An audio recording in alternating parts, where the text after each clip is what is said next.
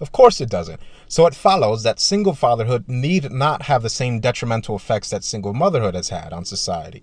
And in fact, one can speculate that the initial expenses associated with surrogacy are much more likely to attract men that have the money and the time and that are willing to expend the effort needed for such an endeavor. All single mothers really have to do is lay on their back and, get pregnant, basically. And the rest is taken care of for them by the state.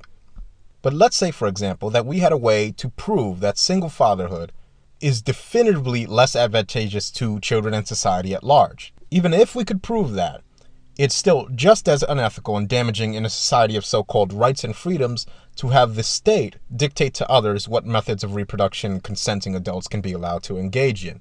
So we can extrapolate certain answers to questions that a lot of men's rights activists have put forth before by looking at how feminists react to what is essentially a form of legal paternal surrender that benefits both men and women, as far as I can see, but that feminists interpret as only benefiting men.